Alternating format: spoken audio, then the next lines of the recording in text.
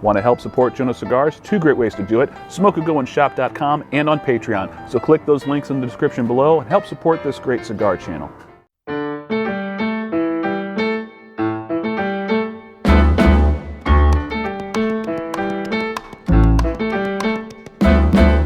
And good evening, ladies and gentlemen. Joe at Jonose Cigars back for another review as we move right along in the month of October, and we are diving into the catalog of HVC by Renier Lorenzo. This is a brand that I have a great affinity for. Love what Renier Lorenzo does with his blends. This is going to be a limited edition that is kind of an anniversary edition for another limited edition he did 10 years ago in 2015 called the La Rosa 520. Today we have the La Rosa 520 10th anniversary, which in this case is a 6.5 by 52 Figurado that is looking quite impressive. Looking at the cigar, beautiful light oil nut brown sheen on this Habano wrapper. Tapering on both ends as per usual. We've got a very sharp point on the cap and a little less sharp point on the foot. Nice looking roll and pack on this one. Medium firm pack. This cigar features Nicaraguan long fillers from 3 different regions. We got Ometepe, Esteli, and Jalapa, a Nicaraguan binder from Jalapa, and an Ecuadorian Habano 92 wrapper on the outside. Gorgeous looking cigar. Pre-light aromas, we've got a nice light cashew, honey and caramel, cedar and cream.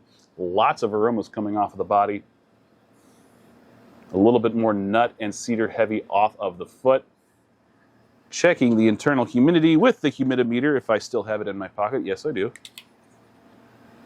And we are looking at absolute perfection, 61.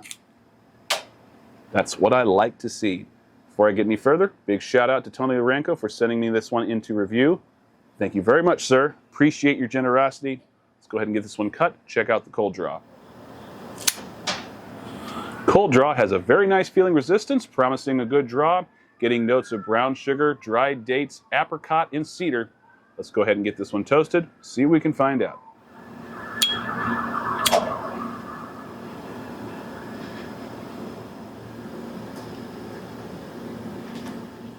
Off the first few puffs, a very good draw with a very generous smoke output, a touch of resistance, but again, nothing that I'm going to complain about. The smoke output is very, very generous.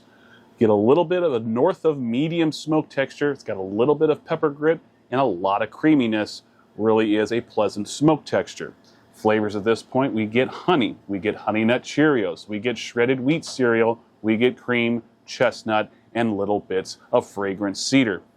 Retrohale early on has a nice mix of light white pepper, cinnamon, and nutmeg, with a little bit of toasted cedar in there for good measure. Got a little bit of like powdered sugar sweetness coming over the top on that retrohale as well. Very good start. Love the way the flavors are tasting already. Great smoke texture and a really good smoke output. We'll let this go until I get a little further into the first third. I'll see you then. 10 minutes in, well into the first third. Got a very nice looking burn line, although the ash is a little bit flaky, but that's about the extent of the criticisms that I have for this cigar at this point. The flavors are just mighty, mighty fine.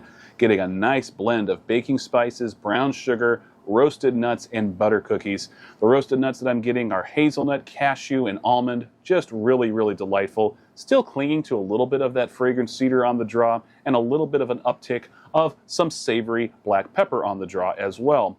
The retrohale has been mostly what I was getting in that first segment. If anything, there is an uptick in the spiciness, primarily with the white pepper, but it is still a very well-balanced and very smooth experience. Lovely smoke texture, excellent smoke output. Not very much to complain about with this cigar at all. We'll let this go until I get about halfway through the cigar. I'll see you then. 40 minutes in, just about at the halfway point. Draw is still very good, smoke output still very good, smoke texture right where it was. Burn a little bit erratic, but this is the first time that I've seen any sort of unevenness in the burn line, and I'm actually fairly confident that it's actually going to even out on itself without having to touch it up. Flavors at this point, getting a lot of what I was getting in the previous two segments. So now there is a little bit more of a sort of burnt meringue sort of flavor coming through. Got a little bit of gingerbread, lots of cedar, lots of cream, buttery cookie sort of notes still hanging in there as well as the baking spices on the draw. Retrohale is bringing out some nice amaretto sort of aromas, more butter cookies, baking spices, light white pepper, and almond. Really quite delicious, very balanced, very smooth. Liking this cigar a lot. We'll let this go until I get towards the end of the cigar, give you my final thoughts. See you then. Hour and 10 minutes into the final third, and just as I thought would happen, burn self-corrected. Did not have to touch it up with a lighter. It just took care of itself. Now, I was talking earlier in this review about how the ash was pretty flaky. It was getting kind of annoying after a while because I'm wearing a white shirt and it was just, you could just see all the flakes all over my shirt. But that's about as far as the criticisms really go, because this was damn near a perfect cigar. The flavors were particularly impressive. At this point, we are getting hazelnut, chestnut, cashew, and walnut.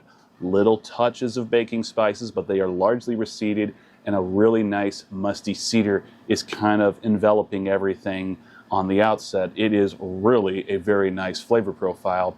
Kind of reminds me of a quality Cuban cigar in that regard. It's got that nice sort of mustiness that you sometimes get in a lot of Cuban cigars that kind of makes them the characteristic Cuban flavor profile. It's not all the way there. Like, I wouldn't be fooled thinking like this was a Cuban cigar, but there are instances that are reminiscent of Cuban flavor profile.